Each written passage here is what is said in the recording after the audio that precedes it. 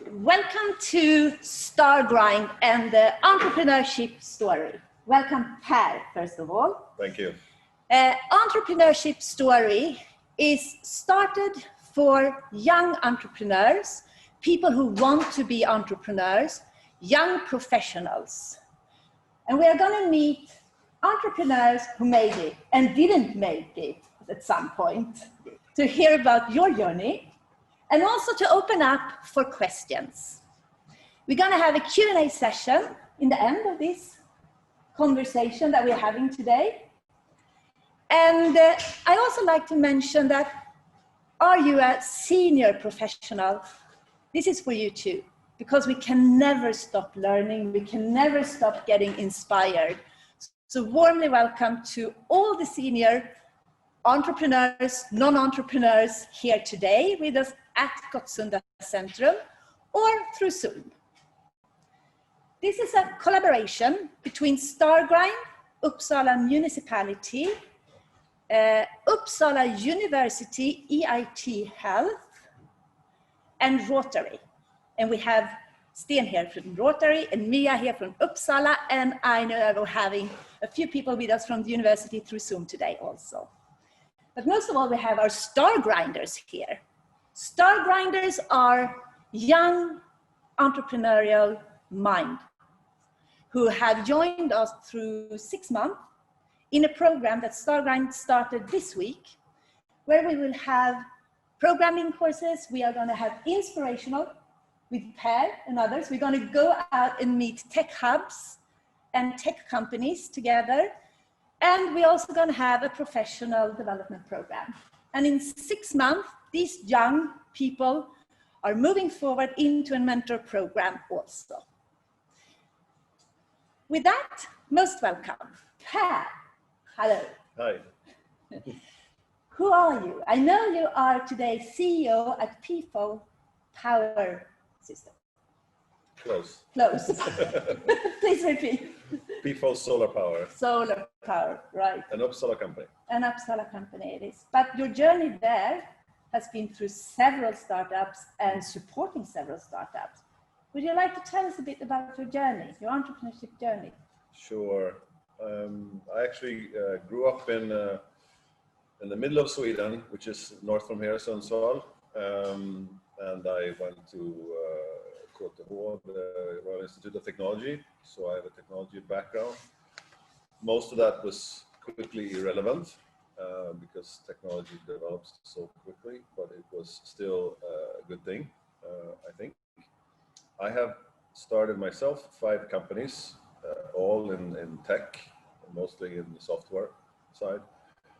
I've been on the board of maybe 20, 25 other companies, startups, and I've worked with well over 100 companies as advisor. And my focus and specialty is tech, but also the go-to-market and the sales, and how do you sell really complex stuff to big companies and get a lot of money for it.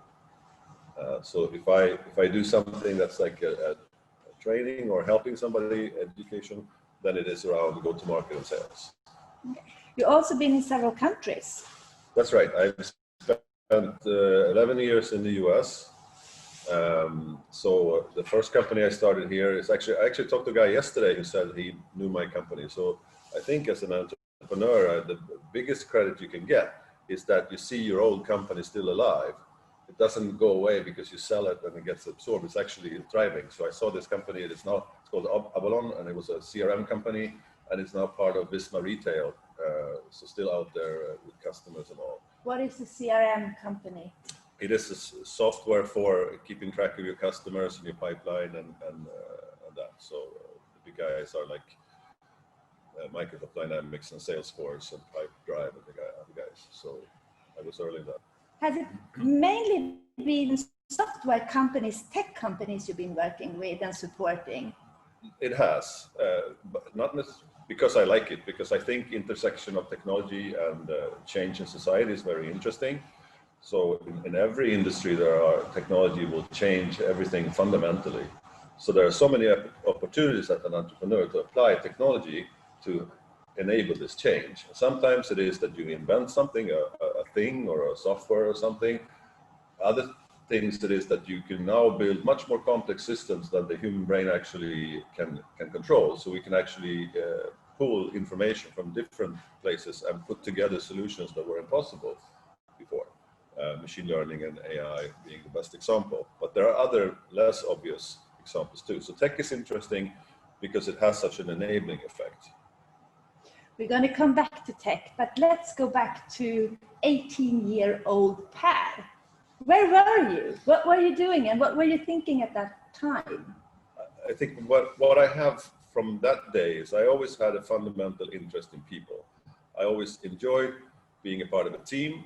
I used to play team handball, which is a nice and friendly sport. Not very physical, but it is a team, and team sports are very good if you are a teenager, if you to be a part of that and know that, okay, there's a place for every player in the team to contribute, and all players cannot be the same. They have to be different. Somebody has to be the goalie, somebody has to be the hardworking, somebody has to be the striker. And that is true for every team, and it's true for a company as well. You need the diversity, and you need the difference in experience and skill. If you don't have that, you're not building a good team. And if you don't know how to make that team work, you're not either building a good team. So all the things that has to do with team handball to entrepreneurship is very closely connected. So you were in Sundsvall at that time when you were 18, or where were you? I was maybe not focused on entrepreneurship only, but other things as well. How did your entrepreneurship journey start? Well, after school at the Royal Institute of Technology, I took a job with a company that was involved in microprocessor technology, because at this time, this was in the middle of the 80s, the microprocessors were coming out and robotics and everything. So guys that were in my class at KTH, they went on to run like the ABB robotics departments and things like that. So we were sort of in the intersection of mechanics and electronics and computer much more than today. And the first job was at a company that was manufacturing computers, and I got into that. And it took me to Silicon Valley very, very early. I have some more stories of meeting people in the Valley in the 80s. How did you make that transition? What was like thing that made you end up in Silicon Valley in the age of, I would say, 25 now? Or? Yes. Yeah. Well, it was that I got interested in computers, and at that time the big change was that the computers were shrinking. There was a big legacy of big computers, and now the small computers were coming out. And I saw the change. I realized that, okay, this is going to change us fundamentally if we don't have to dial up to a computer that's somewhere else. I mean, I can actually have it on my desk in front of me. So I got really enthusiastic about that, but also quickly realized that it's two sides. It's like you have to build the computers, and that's going to be expensive, and big companies will probably dominate. But what about all the software? What are they going to do? So I quickly realized that this was interesting to be in the software side. And there's one lesson here, and that is that I don't think it is that hard for either of you or us here to see where technology is going. You can Google, and you can read on what people say, and you can realize, okay, it's probably going this way. I think machine learning is going to be big. I think this is going to happen. What you cannot do, and which involves, I don't know if it's skill or luck, I think it's luck, is the timing. You know the timing after it's happened.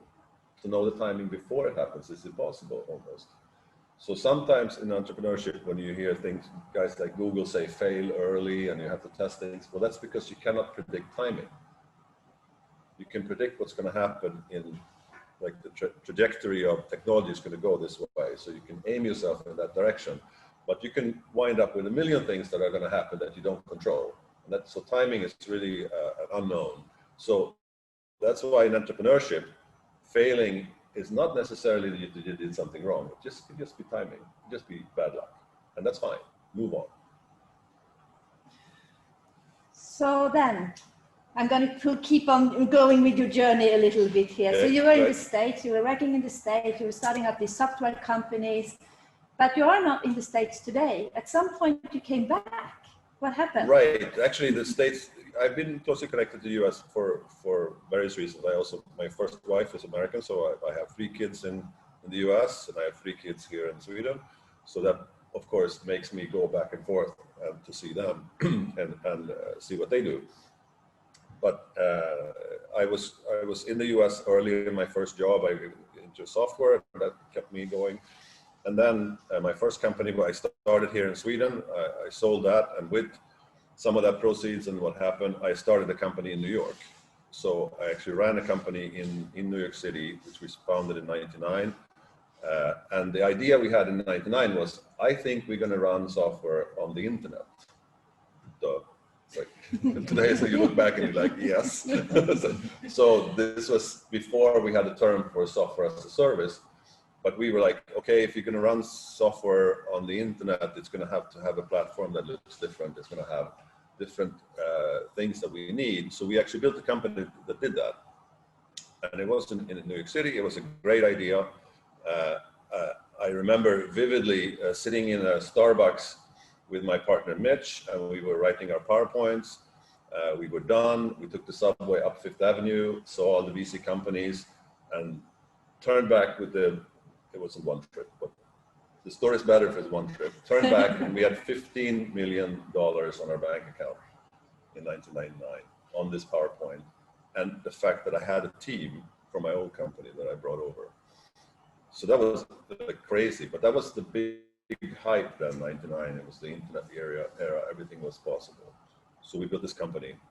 And timing was great because software as a service became the big thing. So we had a small startup that came in and bought a piece of the platform called Salesforce. Probably the worst deal of my life. I got $1 million as a first customer. I was so happy. This company is worth like $15 billion today. So we enabled that. But that's how things goes. But what was wrong with the timing and didn't make this company successful? The location. We were in New York City in 2000. Almost to this day, in September 11, 2001, people drove 2 767s into the house next to us. And running this company became a human endeavor. I had 60 people that had relocated from all over the world that lived there, and they all instantly that morning wanted to go home. And how do you then get a company to survive through that? Well, if you haven't built a culture and you don't know each other and the team isn't there, you fail. 90% of the companies in New York Silicon Alley at the time failed. We actually survived and came through. We sold the company and pretty much returned the money to our investors without a profit. And I walked out with as much money as I had walking in, but 1,000 experiences wiser. And 67 people that I now call friends for life. So surviving really, really big challenges is the people you have around you and the relationships you have. That's when it happens. Yeah. And you have nothing else at that time. So if something big like that happens, then you have nothing but the people around you. So that was important. So I stayed on in the US for a while, and then I went back to Sweden and started another company here based on the same experiences that we would do this. And I sold that company 5-6 years later, or exited actually. They're still running. I sold my part. And then I started a new company. So that's like the story. Now I'm you're all entrepreneurs here. There's one big difference. I'm a lot older. So now I have the advantage and disadvantage of actually deploying experience. The disadvantage, I say this because it's hard to come up with really truly disruptive ideas if you have all this experience, because you know of all the problems. But advantage because you know this is probably going to work because it's really broken today, so you can fix it. So that is maybe why you are supporting young entrepreneurs today. Yes, that the altruistic motive is that. Yeah. The egoistic motive is that I have to learn. If you ever stop learning, you're screwed. You have to realize that what you know now is just the beginning of what you have to learn. So always study. I would say today, now that I'm getting slower at learning, I have to spend at least a day a week just catching up on everything that's happening. And I read a lot, I follow politics, and I read a lot of tech. I try to know how to use software, know how to use the tools, so that I can have an intelligent discussion with somebody your age about how things work. We who are working in tech, we know, and everybody around us also know, how quick these go, how quick the development is at this point, and it just gets faster and faster, I would say. What are the challenges here for an entrepreneur who wants to do good into the world? Because there are challenges coming our way. So how do you deal with this? You start creating something fantastic, but you don't want it to create into a monster for people's lives. How do you work with that as an entrepreneur? Because your life goes quick also, I think, when you do all of this. Right. I think, I mean, it's if you're grounded in that you want to do this because you really truly believe this is going to be good for yourself and for mankind, and not only make money. I mean, I have respect, especially having lived in the US, I have respect for that. You can get into a situation where money becomes everything, where you are willing to do everything. And like I talked to one before, I said, I think the difference between entrepreneurship and organized crime is that one is legal and the other one is not. So it's like you have to be probably really entrepreneurial to be in organized crime, probably. And the driver could be the same, but it is wrong because you're doing something that's really bad for people. So if you ground yourself in that you want to do something that's good for people, you don't do that. But I would say the methods are very similar. So I think the key issue is that you have to be grounded in what you want to do, and that you think that this is going to actually be good for society. And the speed of which things happen comes back to learning and comes back to people. If you don't interact with people and you don't learn, then you cannot keep up with the speed. That's important. So we are going to. I want to ask you about the best experience, the most the best experience you have as an entrepreneur. But before we go there, what is the biggest challenge, the biggest drawback where you have made great learnings in your career? Well, I mean, I've failed much more than I've succeeded. I mean, the ratio is maybe 80 to 20 failure to success, and that is correct. If you don't fail often and learn from it, I mean, it's like somebody, I think Wayne Gretzky or somebody like that said that you either win or you learn. Those are the only two options. It's never failure. It is you learn. I did something wrong. So fail early, all these ideas that you have to do things is important. And I say to young entrepreneurs in leadership, I always say, take a decision quickly and move on. It is the rate of the number of decisions that you can take that brings you there. How many decisions can you make in a day? They don't have to be right. In my opinion, they have to be 80-20. So if you can get to 50-50, you're going to be amazing.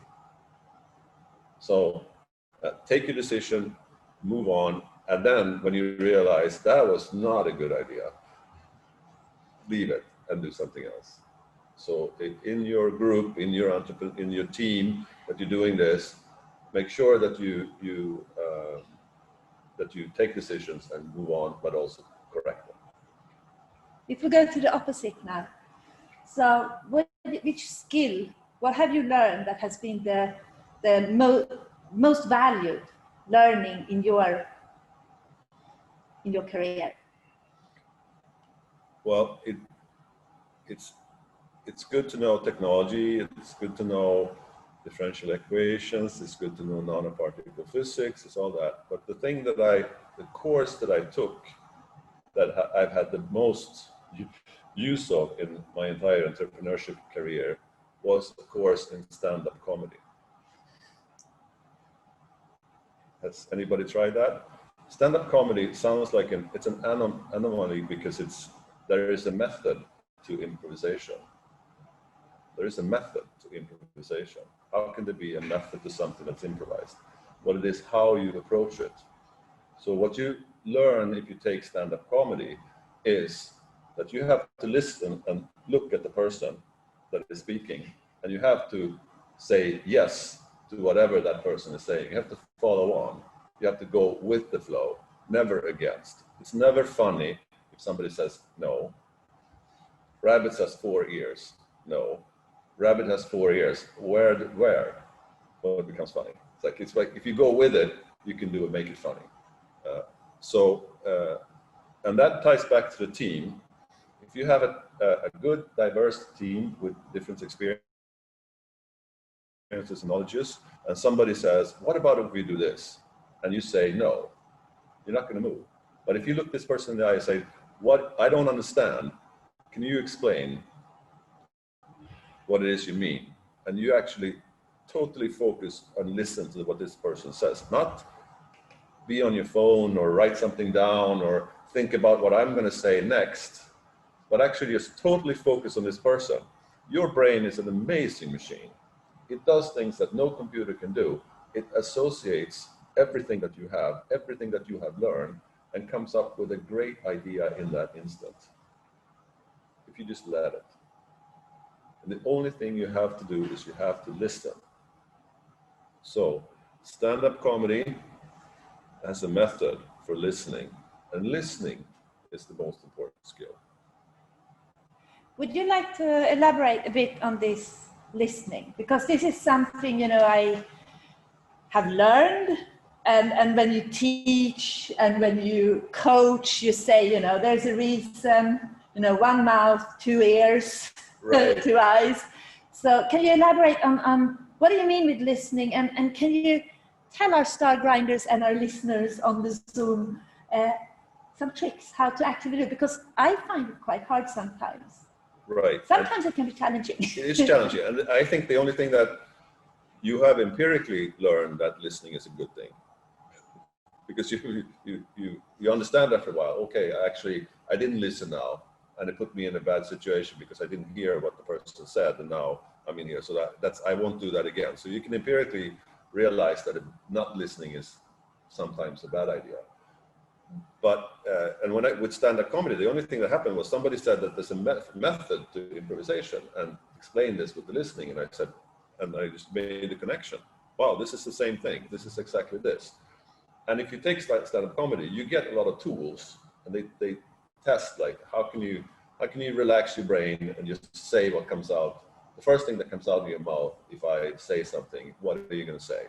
And of course, all of you are thinking now, I'm going to say something, a bad word. I'm going to say, it's going to be like, of course, that's exactly what you do. If you take stand-up comedy, you practice. You get on stage and you say stupid things until it doesn't become embarrassing. And then your brain reacts and you start doing it.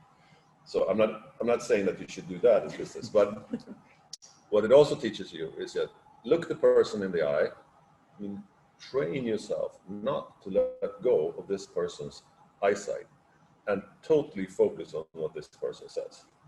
And put down everything. Don't write at the same time. Don't look at your phone. Don't do anything else. Just look at this person. And the first thing that comes up into your brain, and then if something comes up that's important, stop the person and write it down, and then go back. Because if somebody is explaining something to you, and you say, wait, I have to write this down, that is a compliment. It's not bad. So you can stop people. Take a pause and write it down. So if you tie this back to your professional life as an entrepreneur, can you give some examples where listening has made a difference? Oh, there are so many that I can't even pick one that's really good. But it's always is this. Well, maybe it comes back to when you have a company, an entrepreneur, and some people will say, okay, how long is your plan? How how much plan do you have? And so an investor will say, okay, you need a 5-year plan or a 3-year plan. And there's always a debate, how much plan should I have? I mean, I make up this plan because I'm going into a meeting because somebody is asking me for a plan, but I didn't have a plan. Well, the thing is, the plan is not so important. Making the plan is really important. And making the plan involves that you have to, if you are alone the day before your meeting with your investor and you sit there and you make up the plan yourself, it's not going to be very good. What makes it good is if you say, okay guys, we have to make a plan. And you sit down in this team and you start ironing out the issues, you start debating and you listen to each other and all the ideas and you make a plan. But what happens then is that you all gel, you all become one against a goal. If it turns out to be the wrong goal, you're still together. So the making the plan, listening, working in your team, which has to be reasonably diverse, then this is it. Listening and building the plan is the best thing. So building the plans, I would say, is where that example always comes back. Like if I hadn't listened to this person, that plan would have sucked. It would have been really bad. But now I did listen to that person, so now the plan is good. That has happened so many times. So communication is much more than words. You know, majority of the communication we make is through our bodies. How do you think about that? How, you know, it's like looking into the eyes, but there's so much going on outside of the words of the communication. So do you have any tips for the listeners here, how to? Oh, wow. That's, I mean, I can look back and I can hear what people say about me. They always say, you always project trust. If I knew how to build trust as a method, how I could teach people to build trust, I would do it, but I can't. But I would just look at myself and say, you have to be enthusiastic about what you're talking about, and you have to be knowledgeable about something, and you have to realize what it is that you know and what it is that you don't know, and the things that you do know, talk about that with passion, and if you know it, then you can talk about it with passion. And when you communicate, that comes across. It's really hard to talk about something that you don't know and be passionate. Ties back to keep on learning. Keep on learning. So yeah. If you don't know, like this company I'm with now, Peafowl, they work with nanoparticle plasmonic materials. I know absolutely nothing about that. Well, not when I started, but now I do. Because I read up on the chemistry and the physics, and I talked to Jacinto and Christina and Mohammed and the guys in the lab, and they explained to me, this is how it works. And now, when somebody asks me, how does it work? How does this technology work? I say, Peafowl, the peacock, the bird. You've all seen the beautiful plumage of the peacock, right? Do you know that the feathers are brown? The pigment of the feathers are brown. It is the shape of the feather, the refraction of the light that makes them blue. That's how the nanoparticles in plasmonics works. That's how I can explain it. I'm not a chemist professor. But everybody got it. Everybody got it. We're going to open up for questions. Do we have any questions? Muyi? Hi. My name is Muyi. I'm a Rotary Peace Fellow here, and also a very proud first-class Stargrind. And also thank you for the very fantastic presentation and it's very inspiring. I have several questions, but I want to throw out two. First, you mentioned several things about diversity in team making and also the listening, learning. It sounds there's a lot of flexibility going on there. You need to be more diverse, open-minded. But what is the one thing that is non-negotiable for you when you make plans? That is my first question. Or when you try to teach people, or when you try to hire a teammate. One thing that is non-negotiable. We start with the first one, and then we go to the second one. I just want to check that you can hear it out on the Zoom also, the question. Okay. So the first question was? What is the one thing that is non-negotiable for you?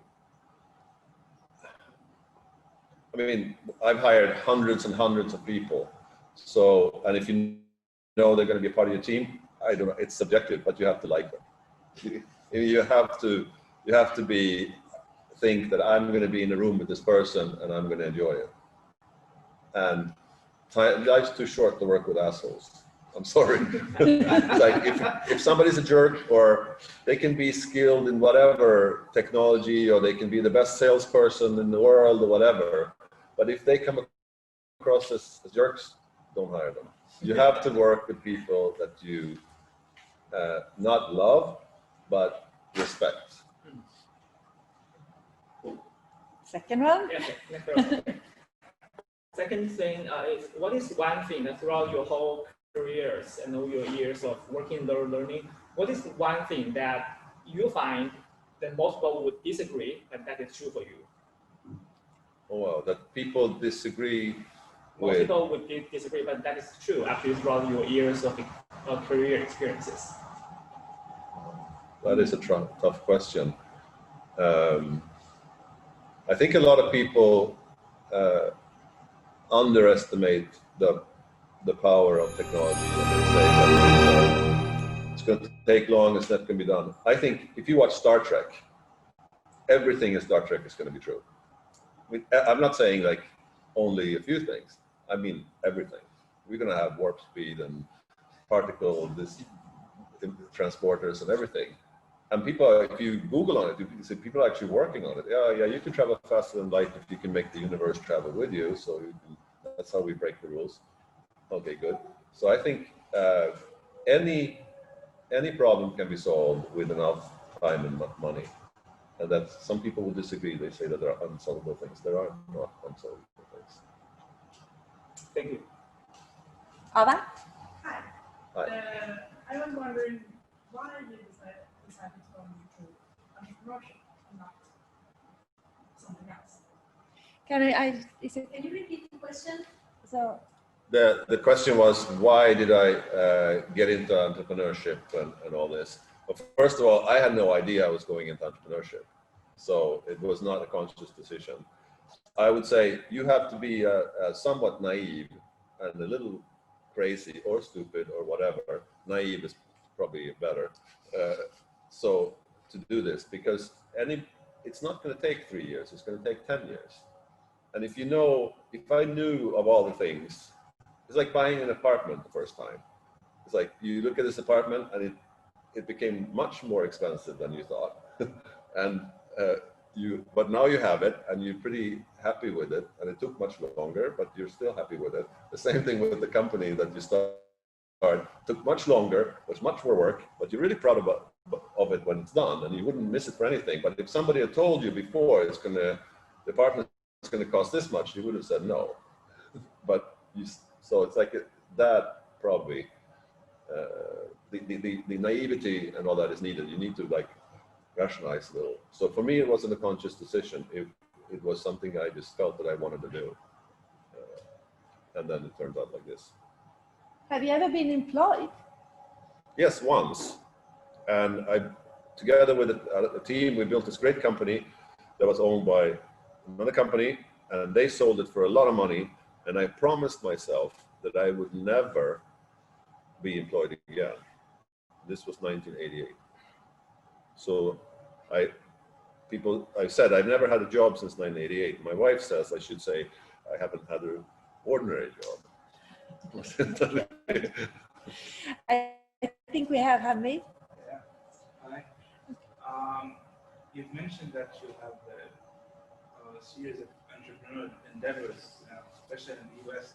Speak up, My question is, what is the level that's it for this entrepreneurial endeavor, and you move on to the next level, or like you sell it for, like what you said before?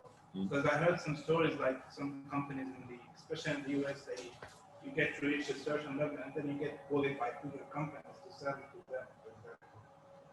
Right. The question was like how, when you work through several endeavors like I have, when you sell how does it work to move from one to the other? Yeah. When do you know this is the right level to leave this entrepreneurial endeavor? Right. I would say, I mean, if you look, this is just the short course. I mean, every company needs capital as it grows, and what you do is there are people that sell money, and they're called investors. But they sell money, and you pay with shares. And they can be early, or they can be in the middle, or they can be public. Public is called to go up on the public stock exchange, and then you have lots of people that it's traded. That might be the ultimate goal, but it has very tight rules what you have to be as a company to do that.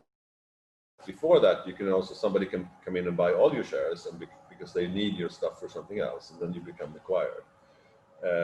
What also can happen is that you decide that you want to do something different with your life, and your partners that you founded the company with wants to stay. So I have sold my first company. I had the second company in New York was basically just flipped around to another company and turned back to the investors.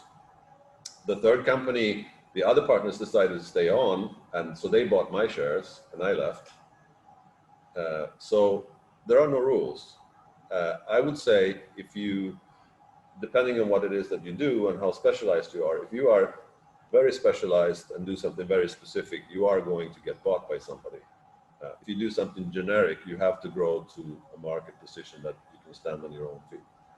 So it's more like, if you're like this, you're going to get bought. If you're like that, you're going to have to make it on your own. We have a question. Just one question. Yeah. And do you ever get emotionally attached to a company that you started that you don't want to give away? Oh yes, definitely. Can you repeat?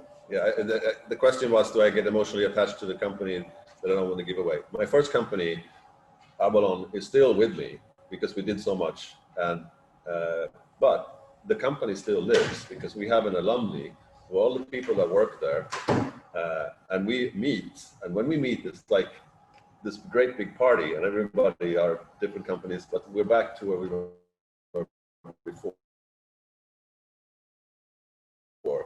So I used to work there, and we still meet. So that is that's how I deal with that emotion.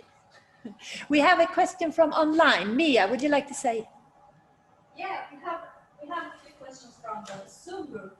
And one question is, if your failure to success ratio is 80 to 20, what drives you to stay in entrepreneurship? Failure is learning. It's like I never feel bad about all the things that happen. I cannot feel bad about September 11. I had nothing to do with it. It just happened. So most of the things we took the decision based on the information that we had and the skills and the knowledge that we had, and it turned out to be wrong. Well, then that's no blame for us. We did the best we could. So I had never ever felt that learning was bad or failing. But was it painful at any point? Or? It was painful. I mean, I've probably lost much more money than I've ever made, I'm sure. And I've made a lot of stupid decisions. So, because I think this is what a lot of people are afraid of, you know, going into and facing these feelings. But what you're telling us, it's a mindset. Because it's a mindset, yes. And also, having sold my first company, which was reasonably a lot of money, I can tell you, making that money is not what makes you most happy. I was really depressed after selling my first company, even though I had the money. So the journey is much more pleasant than getting there. But I know what instances made me most proud, and they were never selling the company, making the money. It was feedback from the people I work with, or other people that I respect. If we have 1 minute, I'll give a good story of when I was at the top. Please. In New York. When I was sitting in the Starbucks with Mitch, every morning. And Mitch is who? Mitch was my partner with the company I started in New York City. Every morning, Quentin Tarantino, the director, would come in because he lived in the same building and walk through the Starbucks, and we'd be sitting there like, drawing our things and doing our stuff. And the second week, he came up to us and he said, guys, I see you here every morning. What are you doing? And we were explaining where we're starting this company. It's going to help people run software on the internet. And he's like, cool. It's like, what? How do you do that? Well, we raise money and all that. Because he was like in Hollywood. So, okay, so we were like, oh yeah. So the rest of the second week, he would say hi every morning when we walked past. So we raised the money, started the company, got an office on 10th Street, hired 60 people, everything happened. So we like, this is like a year later, 14 months later. I was running around Central Park. I was walking down Fifth Avenue in front of Macy's. I remember exactly where it was, sweaty, and I meet Quentin Tarantino. And I recognize him right away. And he looks at me and he says, hi, Per, was it? How's your company? Oh, it's great. I'm really happy for you. Good. Say hi next time. See you later. And I'm like, where are the cameras? Who saw this? Did anybody see this? Like, he walks up to me and says hi. And I was at the top of the world. So that recognition was like worth everything. Cool. We have one more question from the Zoom. Yes, another question on recruiting. You said learning is the key to success. How do you find people who might not know much but are able to develop and learn much? How do you identify them? Well, first thing, the first thing you look for is that they listen. Are they open to listen to? Do they look at you, or are they playing with their phone or doing something else? Are they there? Are they in the room? Are they looking at you? Are they listening? Are they like absorbing everything? They are absorbing, they're going to learn, and they're quickly going to pick up everything that they don't know really quickly. So, but you can also tell some people that are not there, they're thinking about something else, they're not focused. So if they are there and they are willing to learn and willing to overcome the issues they might have with languages or understanding the domain or whatever, then they're going to be good. And then, of course, if you have an education, well, then you've practiced a lot of things that are good in learning, so it helps you, but it's not mandatory. Do we have any question in the room? Yeah, I have a question. You said you wouldn't hire the best salesperson in the world if he was a jerk. Why? Wouldn't you want someone who is the best at sales to promote your company? Because I would be suspicious of that person was the best salesperson, because a jerk is never the best salesperson. Because when you sell, you have to build rapport. If you sell small things, like if you can buy something from somebody who is a jerk, because I'm just buying this, walking into the store, and this person I don't have a relationship. But if you sell something that's complex, that is a tech-enabled innovation, something from a startup that is unknown, I don't know you, I have no relationship with you, I haven't heard of your company, but you have this innovation and you say it's going to be great, then trust is going to be very important, and the jerk will never progress, will never send that to the other person. So you can be a jerk and sell something. You can sell cars, you can work for IBM, but you cannot work for a startup. We're going to take two more questions. We're going to take, can we take you last? Can I comment on the thing that was just said? Ah. Isn't it also about like the quality of the team, that the team can like work together rather than this individual is so amazing at this thing? Yeah. Like, The question was, isn't also about the team more so than this one individual? And I think these I mean, you see a lot of, you read a lot about Elon Musk's of the world and not this one individual. But remember, for every Elon Musk, there are 2 million other entrepreneurs. So those are anomalies. Those are not the rule. Those are interesting to read about, and there are a few people like that in the world. That's not a method, that's an anomaly. That is an outlier. The ordinary is like the team and the ability to learn from the team, and the team learns from each other. That's a method that works. That is proven. And still they are some of a role model. I mean, they have crazy ideas. I mean, I worked with Christian von Koenigsegg at Koenigsegg for one of his tech endeavors. He's crazy. I mean, he builds cars that people say cannot be built, but that's because he just decides, I'm going to do this, and I'm going to push through to do this, whatever it takes, and he gets it done. And there's, I respect that. But I objected to it when we were working together, but he still did it. Mia, last question from Zoom. Yes, can you see any big differences in working as an entrepreneur in Sweden compared to the States? Oh yeah, there are huge differences. I mean, Sweden, yeah, the question was differences between entrepreneur in the US and in Sweden.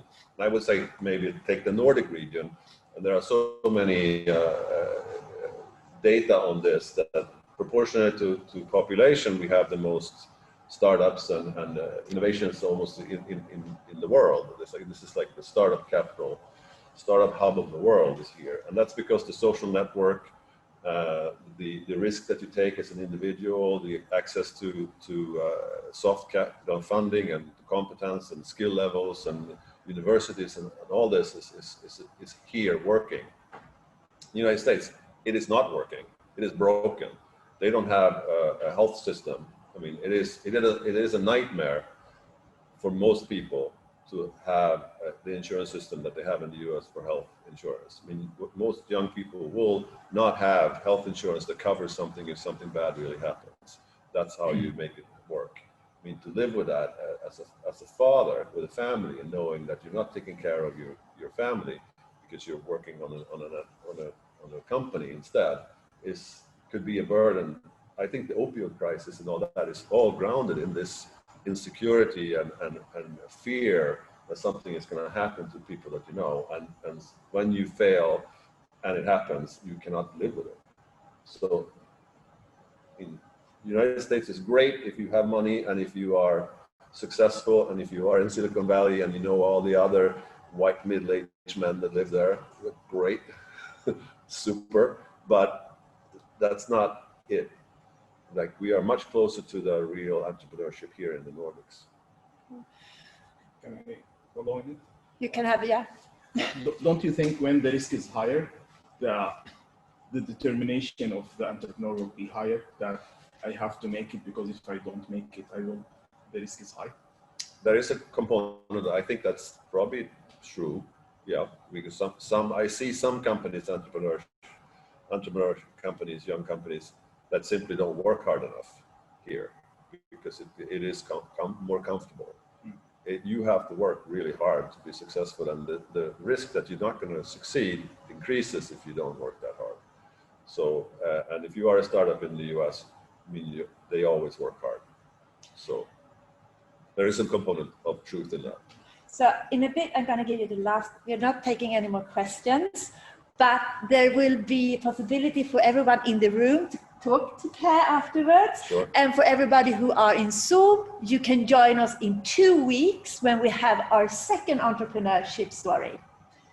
And with this, I would like you to end up our entrepreneurship Stargrind morning with our partners, which is the Uppsala University, EIT Health, and Rotary, and Uppsala municipality. What do you want the Stargrinders and our listeners and young entrepreneurs, young professionals, senior professionals to remember the most from your interview or our talk here today? What one thing do you want to send forward? And we're going to end with that. Okay. 2 things. Team, diversity. You have to like the people you work with, and you have to put together a team that you would want to play soccer or team handball with, or that would be there and has all the people in the team that you think you're going to need. You have to make this first, and then work on this with the listening. I can't tell you how to do it. You have to do it in the way that you do it. But if you can learn how to listen and apply that to your team, you are going to be successful. If you have a tech person, a people person, a services person, a leadership person in your team, you have enough skills to figure out what it is that you want to do with the vision that you share. Thank you. And thank you for everyone for joining us this morning, and see you in 2 weeks at Gottsunda Centrum. Bye.